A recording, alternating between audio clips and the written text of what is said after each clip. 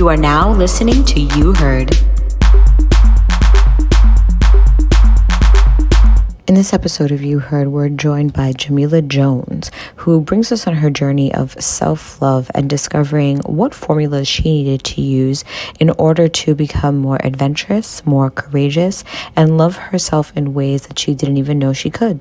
On this episode of You Heard, we have the beautiful, amazing, intelligent Jamilah Jones. She uses pronouns she, her, and hers, and she is currently an educator. She's a lover of burrito bowls and is a fellow Capricorn along with my daughter.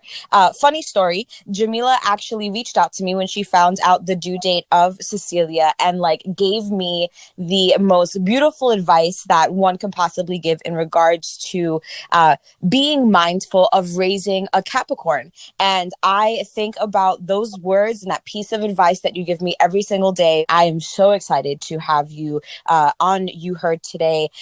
So feel free to further introduce yourself, introduce the topic, and we can get into it. Awesome. Thank you so much for your kind words. I'm so happy those are some words and affirmations that you're able to use with Cecilia because, I am a ride or die Capricorn. Capricorn describes me down to a T, which is exactly why I wanted to talk about self-love today because I feel as though, and maybe other people relate to this a whole lot, but I'm someone who's very, very harsh on myself, right? Mm-hmm. I can be a huge perfectionist. I'm very goals oriented. And sometimes that can be overwhelming, especially when we live in this world during this pandemic too. Yes. Where, anxiety is high. Everyone's anxiety is super high. Absolutely. I'm someone who struggles with anxiety a whole lot, but I think, as the years go on, I realize other people are also struggling in this way. And so sharing those words and sharing those things that have helped me, feels really empowering because it's I'm not alone, number one. And number two, we all can kind of workshop this and figure out how we can handle it, Yeah. Yeah, I really, I just turned 24. Woo-hoo. And the year of 23 was a 23andMe year. And I started setting intentions for the year instead of goals for the year. That was my very first ounce of self-love of just kind of walking into the year being you beat yourself up about goals, right? I follow things down to a T. Lists are my thing, to-do lists, checklists, and things like that. And so setting an intention for the year was a lot better because it shaped the way I moved, right? So instead of having these 3 to 5 goals that I'm working on that I'm inflexible about, it became, okay, if your intention is this overall theme, then how do you move with that intention in mind and kind of letting myself breathe a little bit, but still making progress with myself. And my 23rd year was a 23andMe, kind of really examining the things that were driving my anxiety and ultimately driving my self-esteem downwards, and kind of tackling those things. So that was really, really big for me. That sounds so beautiful. I know that at 23 years old, I definitely wasn't thinking I need to stop just looking at goals and look at intentions because absolutely, I think all of us have been very hyper aware due to the pandemic of this anxiety that we have because so much of our lives are on pause. Whether you lost your job or now you have to rebudget things with your current salary because so much has changed, or it may not even be finances, just life in general has really been put on a pause, and it puts us in a position where we have to reanalyze everything, redefine everything. And just make sense of what is really important. And sometimes goals just get us all fucked up because we have this idea of a timeline of when we need these goals to be done, how they need to be done, what kind of titles we need to achieve or degrees or this, that, and the third. And really, the energy that's put into stressing over goals can be put into setting intentions. And who is to say that those intentions won't lead you to those goals in the first place? Absolutely.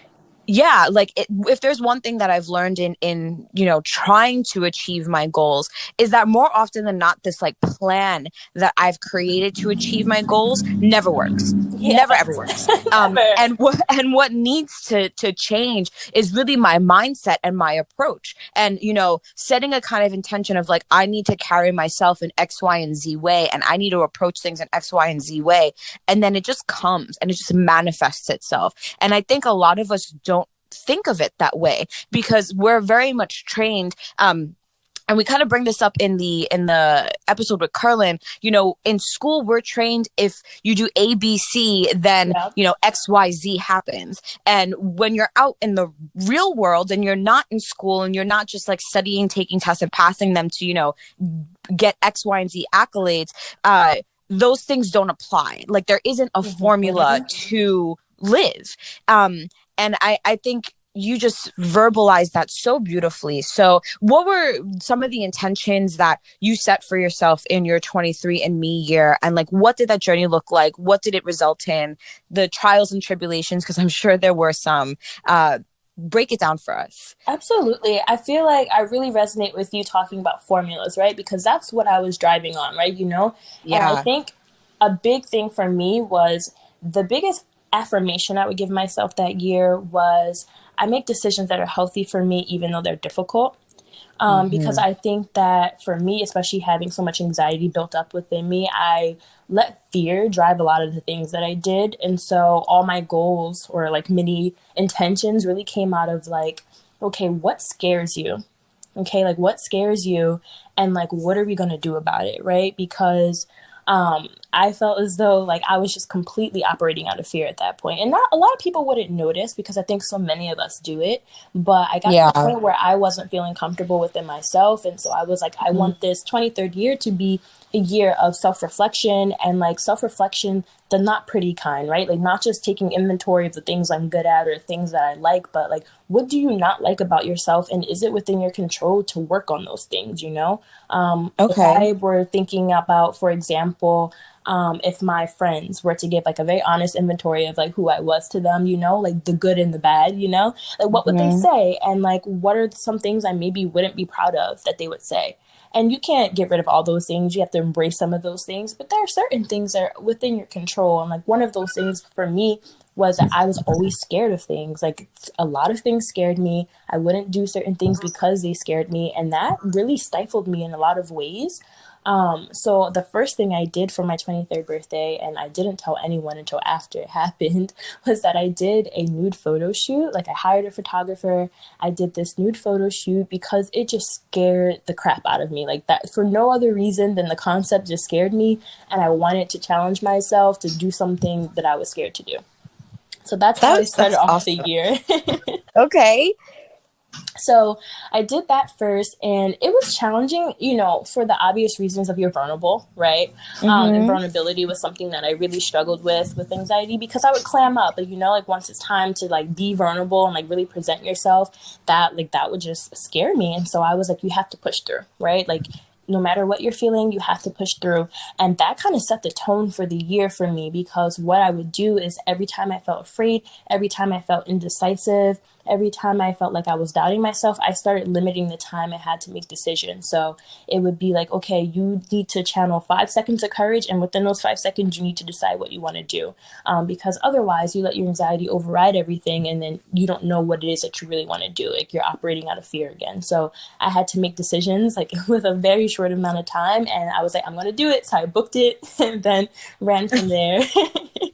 I like the concept of like 5 seconds of courage. It's like, I have this moment with this idea and I want to do it, and I'm not going to give myself room for the fear and the doubt to creep in. So like, here's my 5 seconds and I'm going to run. Like there's no looking back. And Yeah. I don't know, like I'm visualizing that, and I think that's so awesome, and I completely understand how scary that can be. I'm a super impulsive person. So for me, that gives me life. Like I may need to steal that method. Yeah, steal it, take it. And it kind of extended, like some some things you do have to think about a little bit more. So, okay, now I need to be courageous for 10 seconds and 20 seconds and 30 seconds. And eventually that's a muscle that you build to make some more decisions I think were healthy for myself that took a little bit more than like 5 to 10 seconds of courage. Like that whole year, starting in February of that year, I did my photo shoot in January. And by February, I was like, we're not going to wear makeup anymore. And that, I'll be ending that, come this February, close to the end of it. But I got to a point where I did the photo shoots. I was feeling really empowered.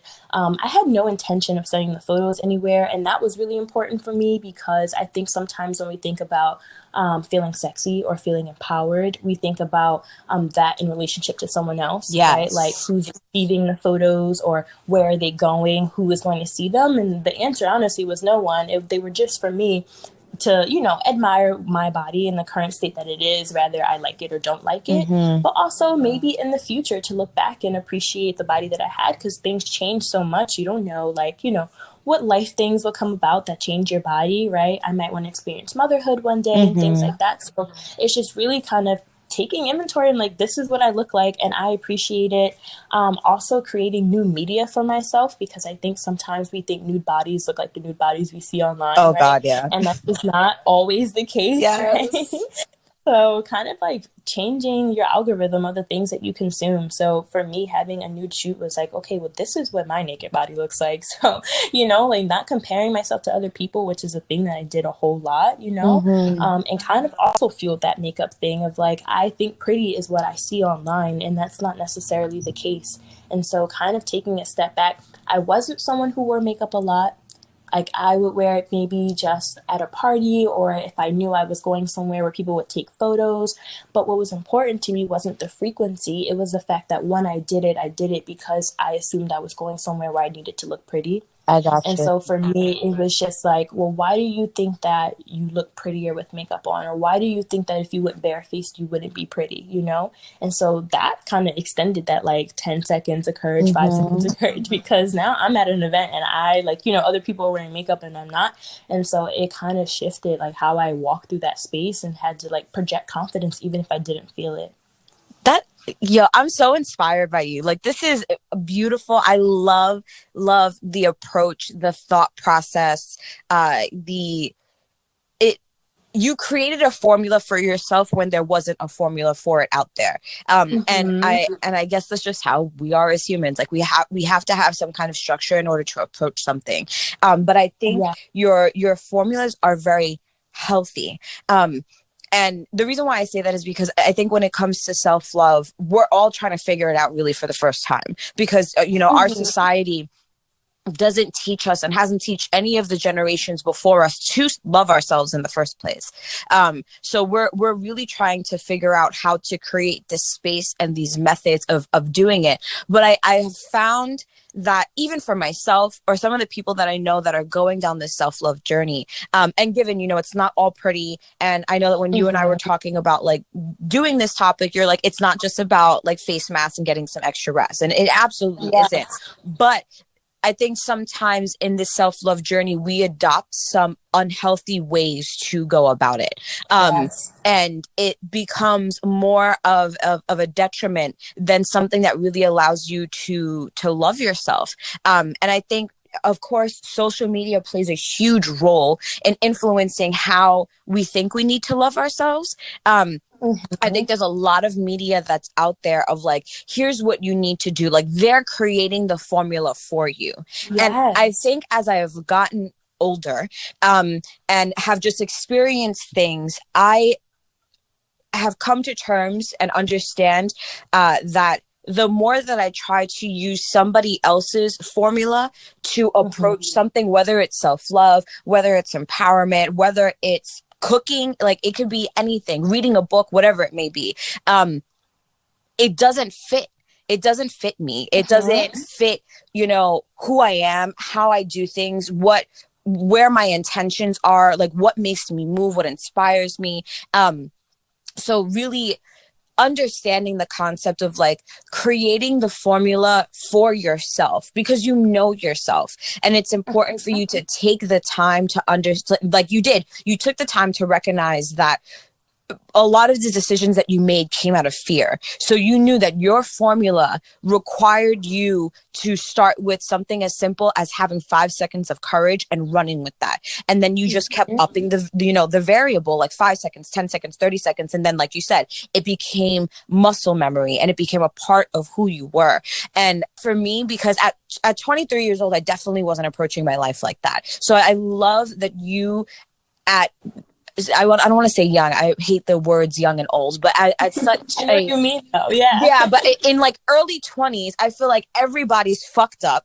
And here you are really just like making strides and like knowing yourself well enough to be able to create something for you that works. And I just think that's really beautiful. And, you know, I think a lot of the people who, including myself, that are listening to this podcast can learn so much from you and this process that you took in your 23andMe year. Absolutely. And I feel like you're saying like no one knows you better than you, right? And Yes. those are some words that I heard a few years ago that kind of really stuck with me, along with the idea of like you sometimes have to be the person you need, right? Like and kind of running with that and being like, okay, you know what you want and what you need more than anybody else, right? And sometimes we outsource a lot of those wants and needs, especially when it comes to like, you know, feeling fearful and maybe like we can't make really confident decisions for ourselves. And so we lean on like friends and family and we try to adopt other people's formulas, like you were saying, and kind of like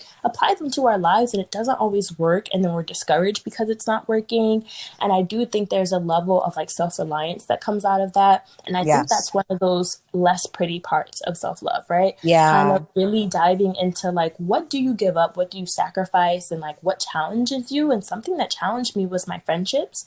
I'm someone who is like extremely loving. Like, I have a very small circle. I'm a huge introvert, but the people who are around me, like they get 110% of me. And so I kind of had to start shifting things to be like, you have to give yourself 110% of yourself before you give to other people. Yes. And kind of started like treating myself as my best friend, which looked really crazy sometimes, like absolutely crazy, because I had to really like, if I was experiencing a feeling, whether that be anxiety, fear, or just like sadness or grief, like before I turn to a friend, because that would be my first instinct to like call a friend or like, you know, send someone a voice note or like text someone. I really had to pause and be like, okay, what is it that you want from them? And can you give that to yourself first, right? Like, is it that you just want to vent? Because, you know, I have 100 voice notes on my phone of me just venting to absolutely nobody.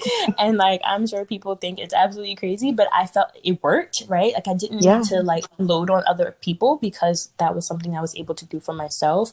Journaling has become a huge part of my life, kind of like having ways to release those feelings, or even just thinking about when certain things happen to me in life, friend, what would my reaction be? Like, would I get them a card? Like, would I get them a gift? Would I give them a hug? Like, you know, what types of things would I do for a friend in this moment, and do those things for myself?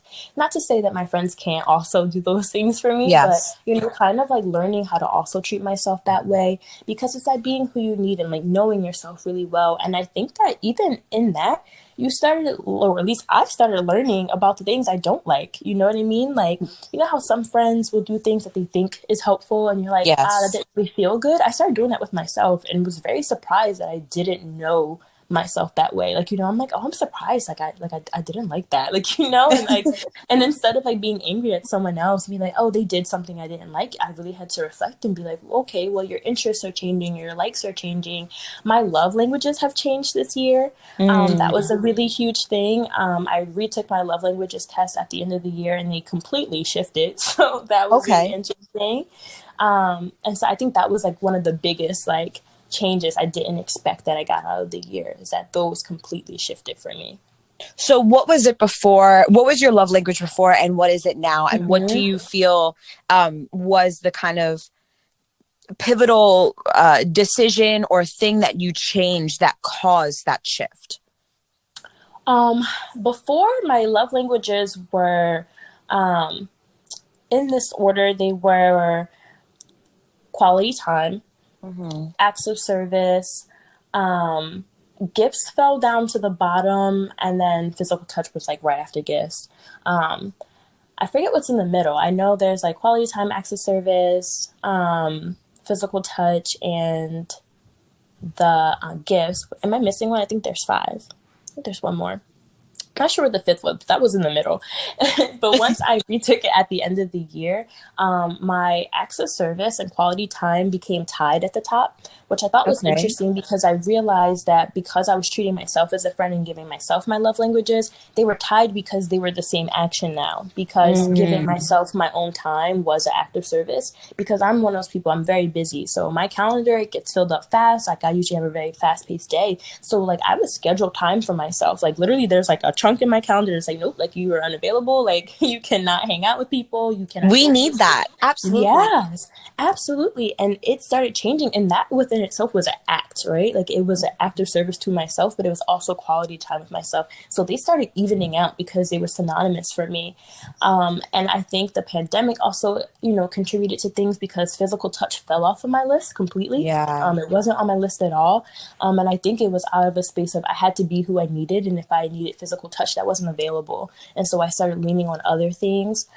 Gifts moved up the list a little bit more because I know what I like better than anybody else. And people tend to find that I'm like a really difficult person to shop for. But I was like, but I know what I like. So I would buy myself things more. And Hey. so like that moved up the list. So it was really interesting because I always assumed that your love languages were more so, of course, like how you receive love best, but how you receive love best from other people. I didn't think that it was something that could change based on how you treated yourself. And so that was really pivotal. But I really do think that just the things that I would do for myself was what pivoted things because I couldn't lean on other people as much because my goal of the year was to do things that scared me. And I think kind of internalizing the things I needed to do instead of outsourcing them was something that was scary because it's easy to blame someone else when something goes wrong, but if it doesn't work and you did it Yes. yourself, you kind of have to look at yourself like, well, you got to try Mm-hmm. again. So Yeah, it's that's all about holding scary. yourself accountable. Absolutely. Mm-hmm. Yes, yes. So what Absolutely. were some of the things that you did for yourself? Mm-hmm. So gifts was one of them. And it started out because so what I typically do is I have an orthodontist appointment every few weeks. I have my little Invisalign things. And Mm. I would go to the orthodontist and I would force myself to stay in the city. I just had this huge fear of like being alone all the time. Not out of like loneliness, but just like literally my anxiety. I'm like, oh my goodness, like someone's just gonna take me. Like, me being really Oh, dramatic. yeah. And I'm like, oh my goodness, I can't be by myself. And I'm like, girl, you are okay. Like you are okay. There are people around. Like if you were in the city with your friends today, what would you do? Like, and started Mm-hmm. doing those things. So a lot of it was like hanging out in like bookstores or even just like walking around like certain stores I thought were cute, like that have like cute little Yes. cards and stuff. And so it started with me like buying myself a book every time I went to the orthodontist and, or like going to a card shop or like a gift shop and like literally be like, this card is so cute. And my first reaction was to think about what friend or what occasion is coming up that I could use this card for. Like I'd be like, Okay. oh, this is so cute. Like I love this. And then I'm like, oh, I don't have a friend that like could use this right now. And then I'd Right. be like, oh, but you can use it. Like, like you don't need to like wait for someone to be like celebrating something. Like maybe you keep Mm-hmm. that for yourself. And when you're having like a celebratory moment, like I'll like take that. So if it was like congratulations, right? I don't have Yeah. anyone right now that needs a congratulations card, but I kept it anyways and I bought it for myself. And like if I did something, rather that just be get through a really hard day or maybe like I really just like treated myself well today or had a day where like I was really positive, that's a congratulations for me. And I'm gonna like detail, Mm-hmm. like instead of writing in my journal, I'm gonna document that day in that card and I'll save it for next year and like I'll read it when I like look back on like this year. So I did start doing things like that, which were really interesting because they were all accidental. It was just like me forcing myself to use like the whole time on my like parking meter. It's like, well, you have an hour, so you need to stay here Yeah. in the city and like figure out something to do.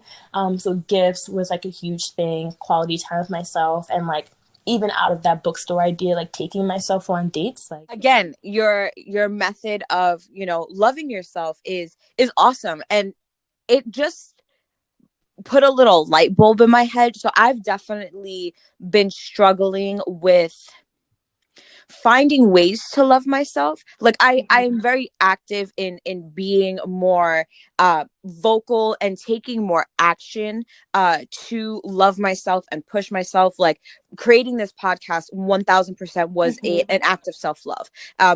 I did it because I knew that I wanted to create something as an extension of myself, and I love being able to share moments like this with other people who are willing to share their story, are willing to be on the journey with me. You describing like you walking around the city and going into like different stores and just like kind of being by yourself.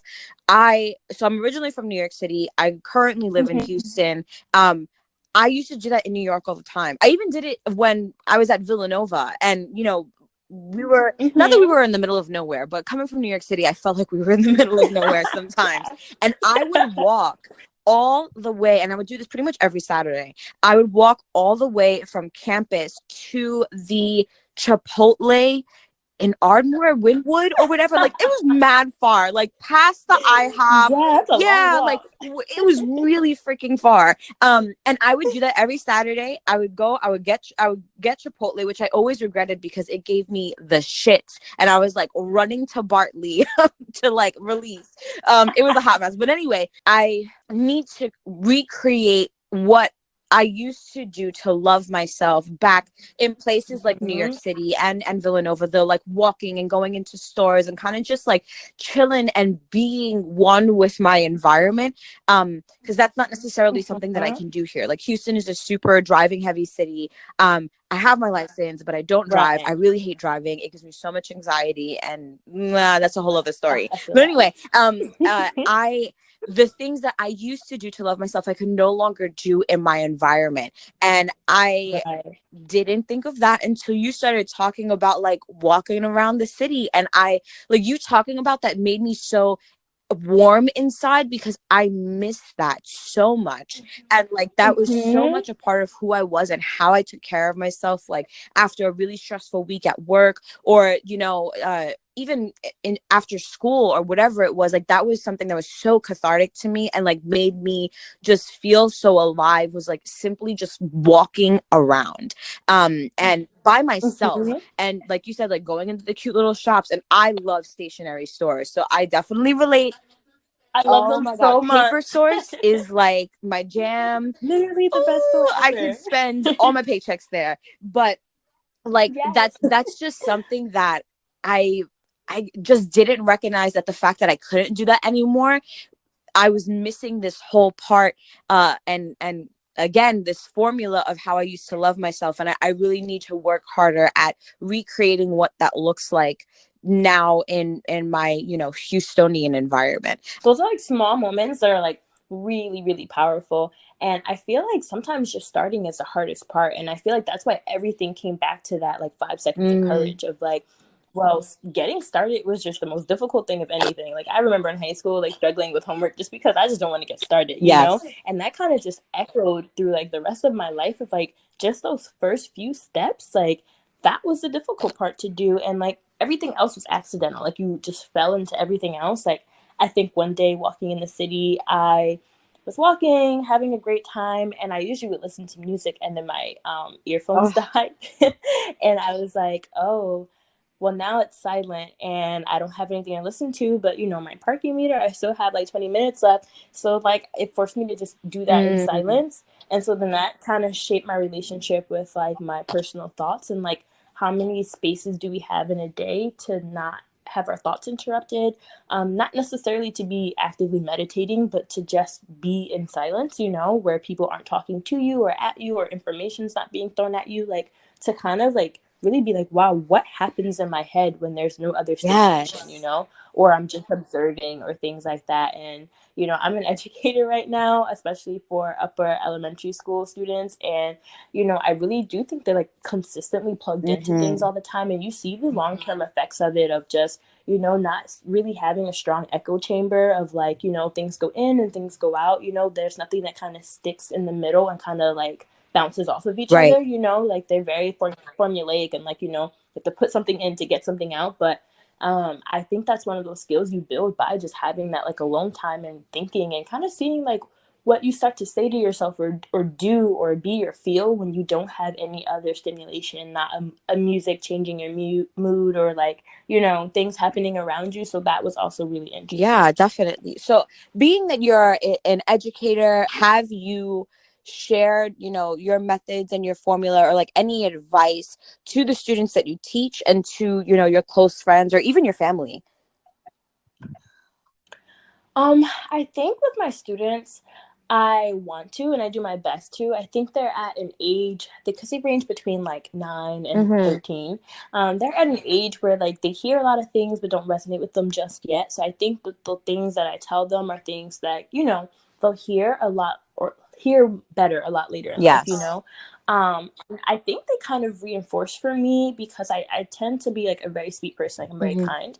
And I realized, you know, students, especially during a pandemic and everyone's coming from different home situations, they need a lot of love. And I realized the love I give them is a lot of tough love, which was very interesting to me because I always assumed that I'd be like the sweetest teacher ever. But in some ways, that's not what they Mm, needed. And I feel like in more ways than one, they have taught me more than I've taught them because even in doing that, being like, I realize how much love you need. And so now I'm actually being a bit sterner with you. It kind of like shaped the relationship I have with myself too, of like, you know, a lot of self-love is also self-discipline, you know, yes. like kind of giving yourself boundaries and rules, not to the extent of like, you know, being harsh on yourself, but really giving yourself some guidelines to live by that really will keep you on the path that you want to be on. I think that has been the biggest thing for me. So I do teach them a lot about discipline in any field they want to be in, you know, like my eighth graders are transitioning to high Yeah. school. And so sometimes it's something as simple as like Zoom etiquette and being like, you know, like whatever you do now is going to be a habit for what you do in high Mm-hmm. school, you know? So if you're not, you know, following Zoom etiquette, whatever that may look like for each school right now, we don't know what the next fall will look like. You may be doing this again. So it's important to build those habits. And I think that's something that has just like vibrated through like my whole life of like, there's also a level of discipline. And I think sometimes that's a part of self-love we don't want to talk about, or even just like love to other people we don't want to talk about, like kind of actually like enforcing certain things and being like, some things are no, Yeah. right? Yeah. They're just a hard no. So that's been really big, and education has really kind of opened my eyes up to that one. I love that. Yeah. And what would you say are some of the hardest things that you are disciplined about now on this kind of like journey of this is the way that I want to live my life, so I know that X, Y, and Z are going to have to be my guidelines? Like what are some of the difficult ones that have challenged you to stick to that? The biggest one would be kind of following my gut, and actually following through on what my gut says, because I think that a lot of times I would kind of have like a little forum with myself on making Mm-hmm. decisions and being like, okay, what does my brain say? What do my feelings say? What do my gut say? Things like that. I still think it's really important, especially with big decisions, to weigh all those parts of yourself. But when it came to certain decisions where my gut is completely like tied up in knots, where my stomach is like, no, the answer is a hard Okay. no.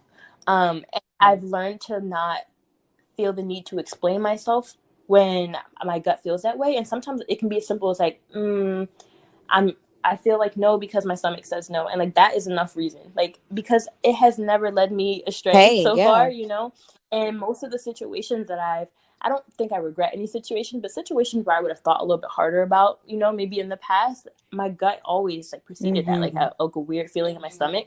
So I've been learning to trust myself more and kind of like use that as like one of those things that like that's a boundary. And sometimes that was a hard one to enforce because people want you to rationalize things with them, you know, like they want to hear like a legitimate reason. And I feel like part of my anxiety and like learning to love myself a little bit more, like I had to learn to stop lying. Like Mm-hmm. that was a big one, like realizing how much I lied, and like not in like a space of, you know, I'm trying to be malicious, but how many times I lied to get myself out of situations. Oh, like, oh, I can't go because, you know, like making up excuses. Yeah. And now I'm like really standing in my truth and being like, I don't want to go because I don't want to be there. Like, you know, or like, you know, someone doesn't really sit well with me and I don't want to be in that space. Like, you know, and that was really hard because that forced me to say some things that I kind of maybe didn't fully want to recognize, you know, Yeah. or maybe even say some things to other people where that kind of hurt their feelings. Like I know like a perfect example for me is that this year, my 23rd year, I've been really rebuilding my relationship with my father. That's been like a huge goal Mm-hmm. this year. And I know that's something a lot of people can relate to because we all have varying levels of relationships with our Yes. parents. I'm extremely close to my dad, I mean, my mom, and not very close to my dad, We have like a very troubled history. And so we're really like reworking that this year. That's something we're working on. Mm-hmm. And sometimes my mom will like offer me things like, oh, like, if I'm feeling sick or something, she's like, hey, like, come over, like, you can spend the night and things like that. And I go, no. Like, my like, I would love to see you, like, I miss you, but like my gut says no. Like, I think that we operate better, like my dad and I, when we have some space. So like that's the boundary, like, like I can't do that. And like even saying that out loud to her and like knowing that it's going to hurt her feelings, but that she needs to hear Yeah. it, like things like that, of like being honest with myself about why I don't want to do something, instead of being like, oh, like I have to study, and kind of saying something else. Mm-hmm. It's like, I know, like, be honest with yourself and be honest with her too, because that's going to help you guys moving forward and how you operate in your relationship, and ultimately help you like operate out of a space of self-love where you're making decisions, like I said, with that affirmation, like I make decisions that are healthy for me even if they're difficult. Yeah. And have kind of coming back to that as a sounding board. I think that's been one of the biggest challenges, because it has forced us to have some conversations I think we wouldn't have had I just made up an excuse about something. So that's been really big. And you never want to label yourself as something that you perceive as negative, right? Yeah. And that's, I think, those ugly parts of like, oh, well, you tend to lie a lot when you don't want to do something, Mm-hmm. right? And like really being like, okay, well, let's not do it anymore if that's something you don't feel comfortable with, or you don't feel comfortable labeling yourself as someone who does that, but it's hard to break those habits, especially when they've kind of kept us alive so Yeah. far, like, Yes. so. Absolutely. So now you're 24, and Mm-hmm. what are the intentions for 24? Like what are the new things that you're working towards now in this, next 365 days of your, spin around the sun? I think in 24, I'm able to kind of amp up the things that I've been doing. In a sense of like, I've built that muscle memory of giving myself, 5, 10, Yeah. seconds of courage. And of course, like even like the wearing no makeup for a year, I'm almost on a year of that. So it gets to a point where it's like that fake it till you make it. Like if you're projecting confidence and things like that, eventually it does become muscle Mm, memory. And so I do feel good in certain aspects. And I kind of want to take certain things to the next level. Like I am going to start training this year in the gym. And it was important for me to kind of walk in with the intention. So my intention for the year of 24 is kind of progress over perfection, love. making sure that any goals that I make are getting me a little bit closer to where I want to be, but don't necessarily need to get me to the end. Because I think if I focus on the end goal, I start to obsess over it, Mm-hmm. and that's not as healthy. So anything that I want to improve on, I'm allowed to improve on, but I'm not allowed to set hard goals that are ending in perfection. So, for example, I do want to get back into the gym, and I am going to be training with someone, and the trainer was asking me, like, what do you want? What are your goals? Yeah. And I was like, my goal is to feel stronger. And they were like, what about your body goals? Like, do you want, you want a bigger butt? Do you want this? Do you want that? And I was just like, I am willing to accept whatever body comes at me feeling stronger. Right. And like that, and like leaving certain things at that, Mm-hmm. because ultimately, if you are working out and you are taking care of your body and things like that, your body will probably start looking the way you want it to look, and so kind of leading with the intention of like, I want to feel a certain thing instead of look a certain Yes. way. That way I don't kind of have these like negative images, that I'm projecting on Mm-hmm. myself, if I feel as though, I'm not shaping out the way I want to shape out. And of course, if I look better at the end, that's awesome. But, kind of walking in with those intentions, that has been my next like really big step, as well as just kind of like dating myself on a new level, which is really interesting because I think a lot of people hear when you say like you're dating yourself that you're actively not dating other Mm-hmm. people. And I think 24 so far has been a year where I'm actively dating other people and myself. And it's almost interesting because it keeps, in my experience, it keeps the people you're dating on their toes, because it's like, well, now like you're not just competing with my solitude, you're competing with how I treat myself in a dating space. So what types of dates are you taking me on? How do you treat me? And how does that compare with how I treat myself, and it's such like small things. Like I have like a ring that's really important to me. It's like a family Mm-hmm. heirloom, and like I keep it on my ring finger. And guys ask about it all the time, and I'm always like, I do it so that I remember that like I had a ring here first before someone else put one there. Yes. Yo, Jamila, I Because love you. you know, Yeah. I'm gonna pause you right here. I love you Yes. so much. Like the energy you are serving today on this episode is I I can't even put it into words anymore because every time you open your mouth and you say something, I'm just like, oh my God. Keep sharing and loving yourself and setting the tone for yourself and others. Like I no words, no words. You're awesome. I feel like I just breathe the most freshest air talking to you today. However you want to close this, I'm gonna give you the floor to do so. This was amazing. I really, really enjoyed this. Awesome. Yes, I can end with an affirmation if that's Yeah, okay. go ahead. Okay, so one of the first affirmations that I started saying to myself that kind of propelled my self-love journey was that you are smart, you are confident, and you are capable of doing anything that you want to do. So start with that and run with it and just see where life takes you.